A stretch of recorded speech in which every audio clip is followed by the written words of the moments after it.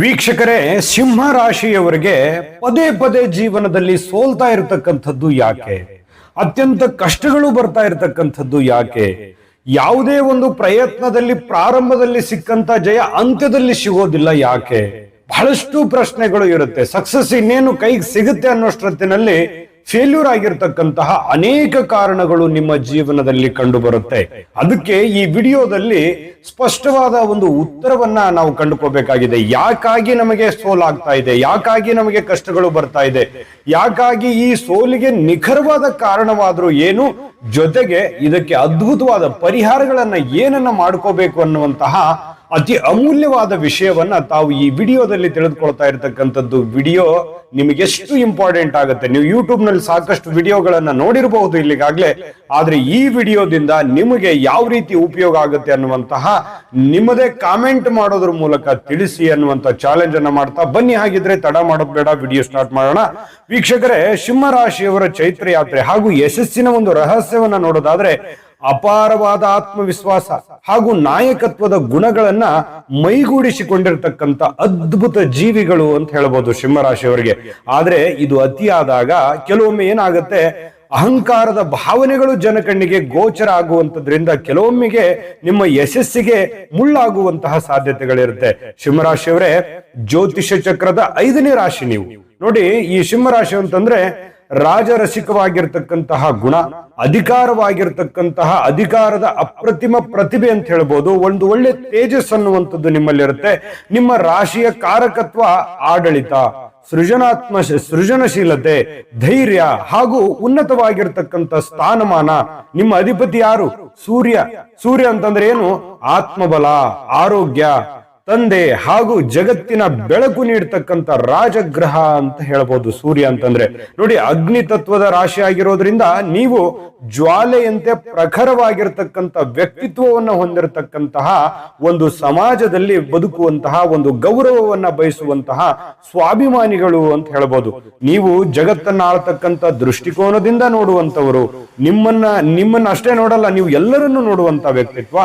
ಎಂತಹ ಕಠಿಣವಾದಂತಹ ಸಂದರ್ಭದಲ್ಲಿಯೂ ಕೂಡ ಎದೆಗುಂದದಂತಹ ಶೌರ್ಯವೇ ನಿಮ್ಮ ಶಕ್ತಿ.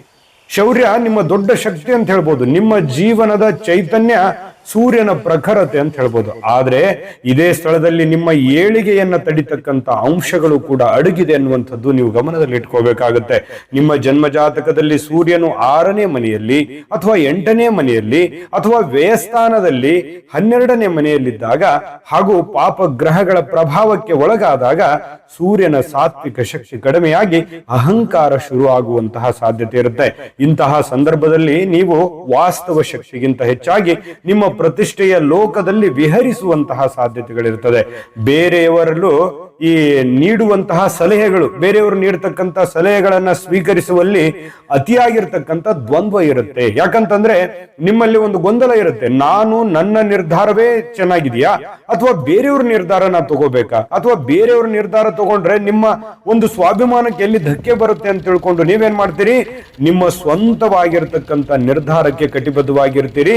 ಕೆಲವೊಮ್ಮೆ ಅದು ಉಲ್ಟಾಪಲ್ಟ ಆಗುವಂತ ಸಾಧ್ಯತೆ ಇರುತ್ತೆ. ಇದನ್ನು ನೀವು ಗಮನದಲ್ಲಿ ಇಟ್ಕೋಬೇಕಾಗತ್ತೆ. ಇನ್ನು ಅಗ್ನಿತತ್ವ ಅತಿಯಾದಾಗ ಕೋಪ ಮತ್ತು ತಾಳ್ಮೆಯ ಕೊರತೆ ಅತಿ ಆಗುವಂತಹ ಸಾಧ್ಯತೆಗಳಿದೆ. ನಿಮ್ಮ ವ್ಯಕ್ತಿತ್ವವನ್ನ ಆವರಿಸಿಕೊಳ್ತಕ್ಕಂಥದ್ದು, ಇದು ನೀವು ಮಾಡ್ತಕ್ಕಂಥ ಯೋಜನೆಗಳಿಗೆ ಅಡ್ಡಿಯಾಗುವಂತಹ ಸಾಧ್ಯತೆಗಳಿರುತ್ತೆ. ಆದ್ರೆ ಇವುಗಳನ್ನ ಕಾರ್ಯರೂಪಕ್ಕೆ ತರುವಲ್ಲಿ ಈ ಸಮನ್ವಯದ ಕೊರತೆ ಎದುರಿಸುವಂತಹ ಸಾಧ್ಯತೆ ಇರುತ್ತೆ. ಬೇರೆಯವರ ಹೊಗಳಿಕೆಯ ಮಾತುಗಳಿಗೆ ಬೇಗನೆ ಮರಳಾಗುವಂತಹ ಗುಣಗಳಿಂದಾಗಿ ಹಲವಾರು ಬಾರಿ ನೀವು ಮೋಸಕ್ಕೆ ಒಳಗಾಗುವಂತಹ ಸಾಧ್ಯತೆ ಇರುತ್ತೆ. ಗೆಲ್ಲುವ ಅವಕಾಶಗಳಿದ್ರೂ ಸಮಾಲೋಚನೆಯ ಕೊರತೆ ನಿಮ್ಮನ್ನ ಹಿನ್ನಡೆಗೆ ತಳ್ಳುವಂತಹ ಸಾಧ್ಯತೆಗಳು ಕಂಡು ಬರ್ತಾ ಇರತಕ್ಕಂಥದ್ದು. ಇನ್ನು ಬಹುಮುಖ್ಯವಾಗಿ ಈ ಸಿಂಹರಾಶಿಯವರ ಜೀವನದಲ್ಲಿ ಸಂಘರ್ಷವೇ ಪ್ರಮುಖವಾಗಿರ್ತಕ್ಕಂಥ ಕಾರಣ. ಈ ಸಂಘರ್ಷಕ್ಕೆ ಅತಿ ಅಮೂಲ್ಯವಾಗಿರ್ತಕ್ಕಂಥ 3 ಕಾರಣಗಳು ಏನು ಅಂದ್ರೆ, ನಿಮ್ಮ ಸೋಲಿಗೆ 3 ಕಾರಣಗಳು ಯಾವ 3 ಕಾರಣಗಳಿಂದ ನೀವು ಪದೇ ಪದೇ ಸೋಲ್ತಾ ಇದ್ದೀರಿ ಅನ್ನುವಂಥದ್ದು ನೀವು ಗಮನದಲ್ಲಿ ಇಟ್ಕೋಬೇಕಾಗತ್ತೆ. 1ನೇದು, ಪ್ರಾಯೋಗಿಕವಾಗಿ ಆಲೋಚನೆಗಿಂತ ವೈಯಕ್ತಿಕವಾದ ಪ್ರತಿಷ್ಠೆಯ ನಿರ್ಧಾರಗಳಿಗೆ ನೀವು ಮೊರೆ ಹೋಗುವಂತಹ ಸಾಧ್ಯತೆಗಳಿದೆ. ನಾನು ಆಗ್ಲೇ ಹೇಳಿದ ಹಾಗೆ ನೀವು ವಾಸ್ತವ ಸ್ಥಿತಿಯನ್ನ ಸರಿಯಾಗಿ ಅರ್ಥ ಮಾಡ್ಕೋಬೇಕಾಗತ್ತೆ. ಈ ನಿರ್ಧಾರ ಸರಿ ಇದೆಯಾ, ಯಾರನ್ನೋ ಮೆಚ್ಚಿಸೋದಕ್ಕೆ, ಯಾರನ್ನೋ ಕಾಂಪಿಟೇಷನ್ ತೆಗೆದುಕೊಂಡು ಅಥವಾ ಇನ್ಯಾರನ್ನೋ ಎದುರಿಸಬೇಕು ಅನ್ನುವಂತ ನಿರ್ಧಾರಗಳಿಂದ ನೀವು ನಿರ್ಧಾರ ತಗೊಂಡ್ರೆ ಅತಿಯಾದ ಫ್ರೆಷರ್ ಆಗುತ್ತೆ, ಅದರಲ್ಲಿ ಸೋಲು ಉಂಟಾಗುವಂತ ಸಾಧ್ಯತೆಗಳಿರುತ್ತೆ. ಇದನ್ನ ನೀವು ಗಮನದಲ್ಲಿ ಇಟ್ಕೋಬೇಕು.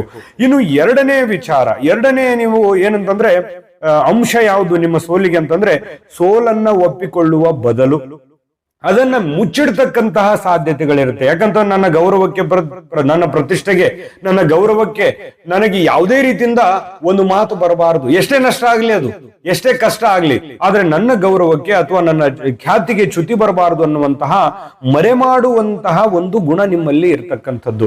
ನೋಡಿ, ಈ ತಂಡದ ಶಕ್ತಿಯನ್ನ ನಂಬದೆ, ಮೂರನೇ ವಿಚಾರ, ತಂಡದ ಶಕ್ತಿಯನ್ನ ನಂಬದೆ ಸದಾ ಎಲ್ಲವನ್ನ ನಾನೇ ಮಾಡ್ಬೇಕೆನ್ನುವಂತಹ ಅಧಿಪತ್ಯದ ಒಂದು ನಿರೀಕ್ಷೆ ನಿಮ್ಮಲ್ಲಿರ್ತಕ್ಕಂಥದ್ದು ಕೂಡ ಸೋಲಿಗೆ ಕಾರಣ ಆಗ್ಬೋದು.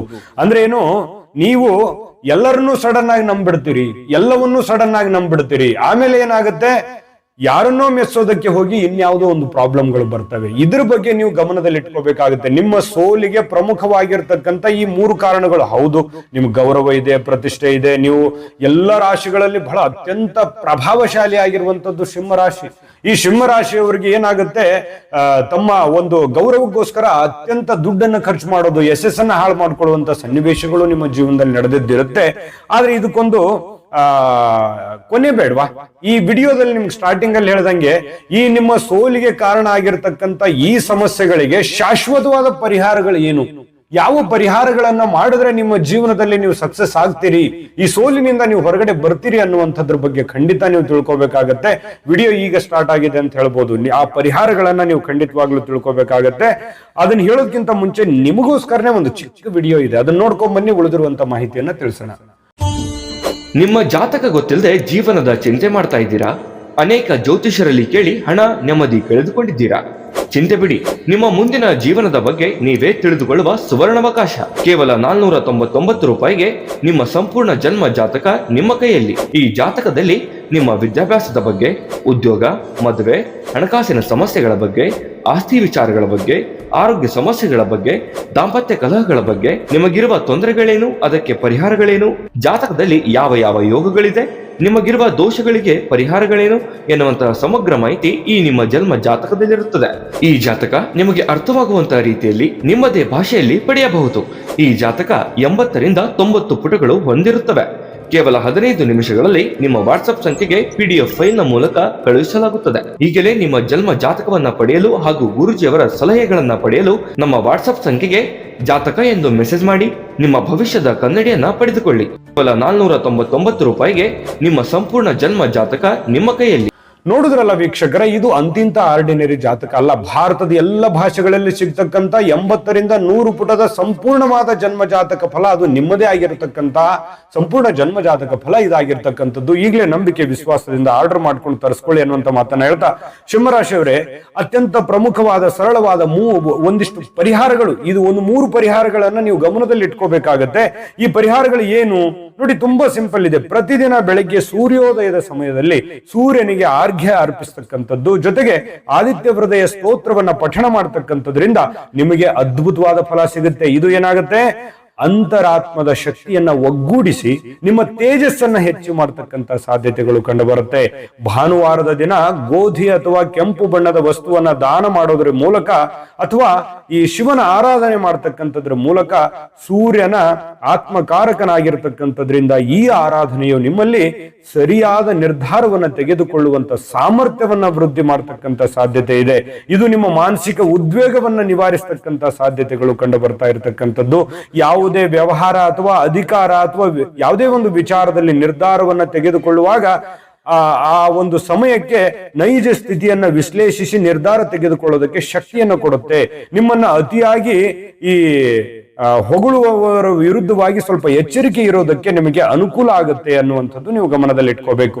ಇನ್ನು ಪ್ರತಿದಿನ ಹಿರಿಯರಿಗೆ ಅಥವಾ ತಂದೆಗೆ ಗೌರವವನ್ನ ಕೊಡ್ತಕ್ಕಂತ ಹವ್ಯಾಸವನ್ನ ಬೆಳೆಸ್ಕೊಳ್ತಕ್ಕಂಥದ್ದು, ಅವರ ಪಾದ ಸ್ಪರ್ಶವನ್ನ ಮಾಡಿ ಅವರ ಆಶೀರ್ವಾದವನ್ನ ತೆಗೆದುಕೊಳ್ತಕ್ಕಂಥ ಪ್ರಯತ್ನವನ್ನ ಮಾಡಿ. ಸೂರ್ಯನ ಶಕ್ತಿಯು ಶಿಸ್ತಿನ ಮೂಲಕ ಹರಿಯುವಂತ ಒಂದು ಶಕ್ತಿ ಆಗತ್ತೆ. ಅದು ನಿಮಗೆ ಯಾವುದೇ ನಕಾರಾತ್ಮಕ ಆಲೋಚನೆಗಳಿದ್ರು ದೂರವಾಗಿ ಸಕಾರಾತ್ಮಕ ಆಲೋಚನೆಗಳು ನಿಮಗೆ ಬರುತ್ತೆ. ಇನ್ನು ಈ ಕೆಂಪು ಅಥವಾ ಕೇಸರಿ ಬಣ್ಣದ ವಸ್ತ್ರವನ್ನ ಹೆಚ್ಚಾಗಿ ಬಳಸತಕ್ಕಂಥದ್ರ ಮೂಲಕ ಹಾಗೂ ಈ ಸೂರ್ಯನ ಶುಭ ಬಣ್ಣವಾಗಿದ್ದರಿಂದ ನಿಮಗೆ ನಿಮ್ಮಲ್ಲಿ ಸಕಾರಾತ್ಮಕತೆ ಹಾಗೂ ವಿಜಯದ ರಕ್ಷಣೆಯನ್ನ ನೀಡುತ್ತೆ. ಇದು ಯಾವುದು ಕೆಂಪು ಅಥವಾ ಕೇಸರಿ ಬಣ್ಣವನ್ನ ಉಪಯೋಗ ಮಾಡೋದ್ರ ಮೂಲಕ ಇನ್ನು ನಿಮ್ಮಲ್ಲಿ ಇರ್ತಕ್ಕಂಥ ಎಲ್ಲ ದಟ್ಟ ದಾರಿದ್ರ್ಯಗಳು ನಿವಾರಣೆ ಆಗುತ್ತೆ. ಇಷ್ಟು ತುಂಬಾ ಸಿಂಪಲ್ ಆಗಿರ್ತಕ್ಕಂಥ ಈ ಪರಿಹಾರಗಳನ್ನ ಮಾಡ್ಕೊಂಡು ಹೋದ್ರೆ ನಿಮ್ಮ ಜೀವನದಲ್ಲಿ ಇರ್ತಕ್ಕಂಥ ಅನೇಕ ಸಮಸ್ಯೆಗಳಿಗೆ ಒಂದು ಪರಿಹಾರ ಅನ್ನುವಂಥದ್ದು ಸಿಗುತ್ತೆ. ಇದು ಮಾಡಿ, ಯಾಕಂತಂದ್ರೆ ತುಂಬಾ ಸಿಂಪಲ್ ಆದ ಪರಿಹಾರಗಳಿದೆ. ಇದೇನು ನಿಮಗೆ ಜಾಸ್ತಿ ದುಡ್ಡು ಖರ್ಚು ಮಾಡಿ ಮಾಡಬೇಕಾಗಿರ್ತಕ್ಕಂಥದ್ದಿಲ್ಲ. ಸರಳವಾಗಿ ಸಿಂಪಲ್ ಆಗಿ ಮಾಡ್ತಕ್ಕಂಥ ಪರಿಹಾರಗಳನ್ನು ಮಾಡಿಕೊಂಡು ಅದ್ರ ಉಪಯೋಗವನ್ನ ಪಡ್ಕೊಳ್ಳಿ ಅನ್ನುವಂಥ ಮಾತನ್ನ ಹೇಳ್ತಾ, ವೀಕ್ಷಕರೇ ಈ ವಿಡಿಯೋ ನಿಮಗೆ ಹೇಗೆ ಅನಿಸ್ತು ಅನ್ನುವಂಥ ನಿಮ್ಮ ಅಮೂಲ್ಯ ಅಭಿಪ್ರಾಯ ಕಾಮೆಂಟ್ ಮಾಡಿ. ವಿಡಿಯೋ ಇಷ್ಟ ಆಗಿದ್ರೆ ಲೈಕ್ ಮಾಡಿ, ಶೇರ್ ಮಾಡಿ, ನಮ್ಮ ಚಾನಲ್ ಸಬ್ಸ್ಕ್ರೈಬ್ ಮಾಡ್ಕೊಳ್ಳೋದನ್ನ ಮರಿಬೇಡಿ. ತಮ್ಮ ಇಷ್ಟಾರ್ಥಗಳು ಎಲ್ಲವೂ ನೆರವೇರಲಿ ಅಂತ ತಾಯಿ ಅನ್ನಪೂರ್ಣೇಶ್ವರಿಯಲ್ಲಿ ಪ್ರಾರ್ಥನೆ ಮಾಡ್ಕೊಳ್ತಾ, ಸರ್ವೇ ಜನಃ ಸುಖಿನೋ ಭವಂತು.